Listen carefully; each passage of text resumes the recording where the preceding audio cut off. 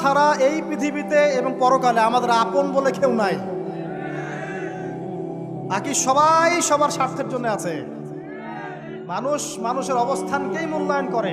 আমরা মারা গেলে পরে 40 দিন তারা আমাদেরকে মনে রাখবে কিনা সন্দেহ আছে। বিশ্বাস করছেন না? এই যে আমাদের অনেক আত্মীয় স্বজন মারা গেছে না, বছরে একটা বারো কি কবরস্থানে কেউ গিয়েছে? হয়তো যায়, মৃত্যুবার্ষিকী ওই দিন যায়, তাই না? দেখেন আমরা কিন্তু আস্তে আস্তে ভুলে গিয়েছি তাদের, আমরা ব্যস্ত হয়ে গেছি। ঠিক একইভাবে তারাও আমাদেরকে ভুলে যাবে। এই জন্যে আমি বারবার আপনাদেরকে মনে করে একটা কথা, আমার জীবন থেকে উপলব্ধি করি একটা কথা, যে একমাত্র আল্লাহ ছাড়া এই পৃথিবীতে এবং পরকালে আমাদের আপন বলে কেউ নাই। বাকি সবাই সবার স্বার্থের জন্য আছে। মানুষ মানুষের অবস্থানকেই মূল্যায়ন করে। মানুষ মানুষের অবস্থানকেই মূল্যায়ন করে। আল্লাহ রাব্বুল আলামিন আপনার ভিতরটাকে ভালোবাসেন।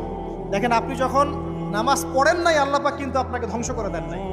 আল্লাহ পরম করুণাময় আপনাকে হেদায়েত দিয়ে নামাজি বানিয়ে দিয়েছেন। জীবনে অনেক পাপ করেছেন, ইনস্ট্যান্ট আল্লাহ পাক শাস্তি দিতে পারতেন, আল্লাহ পাক দেন নাই। আল্লাহ আপনাকে ভালোবাসেন, আল্লাহ আমাকে ভালোবাসেন। আল্লাহ পাকের এই ভালোবাসার ঋণটা শোধ করার জন্য হলেও নামাজি হয়ে যান, আল্লাহর পথে ফিরে আসেন, দিনের জন্য কিছু করেন, দিনের ফিকির করেন, পড়াশোনা করেন। প্রিয় ভাইরা, আল্লাহ পাক তৌফিক দান করুন। দেখুন, এই রিবা থেকে দূরে থাকার জন্য একটা হাদিস যথেষ্ট, যে 4 শ্রেণীর মানুষকে আল্লাহ রাসূল সাল্লাল্লাহু আলাইহি ওয়াসাল্লাম লাআনত করেছেন, অভিশাপ দিয়েছেন। ইনশাআল্লাহ আজকের লেকচার যাদের কানে যাবে, আমরা যদি না খেয়েও মরে যাই, আল্লাহ পাক না খেয়ে মারবেন না ইনশাআল্লাহ। রিজিক আছে, খাবো ইনশাআল্লাহ। কিন্তু হয়তো বা অভাব হবে, টাকা পয়সা একটু কম হতে পারে, অন্যের 10 তলা ফ্ল্যাট হবে, আমার হবে না, ঠিক আছে? অন্যের এত বিঘা বিঘা জমি আমার হয়তো হবে না। কিন্তু ইনশাআল্লাহ তাআলা এই যে দুনিয়ার মুসাফিরের জীবনটা, এটা মুসাফিরের জীবন না?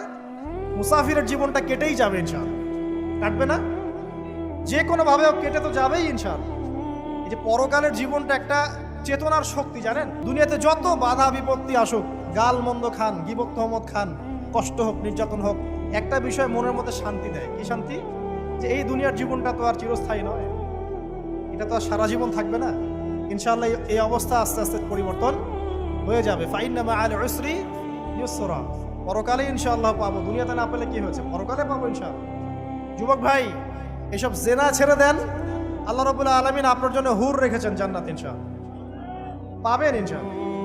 এটা ছেড়ে দেন, সুদ ছেড়ে দেন, আল্লাহ পাক আপনার জন্য হাউজে কাউসার রাখছে ইনশাআল্লাহ, ঠিক আছে? অন্যায় পাপ ছেড়ে দেন, আল্লাহ রাব্বুল আলামিন আপনার জন্য জান্নাত রেডি করে রাখছে ইনশাআল্লাহ। এই দুনিয়ার জীবনটা ধোঁকা, একটা ছোট্ট জীবন, পুরা ধোঁকা, কিচ্ছু নাই এর মধ্যে। আমার কথা শোনেন, এই দুনিয়ার জীবনে কিছু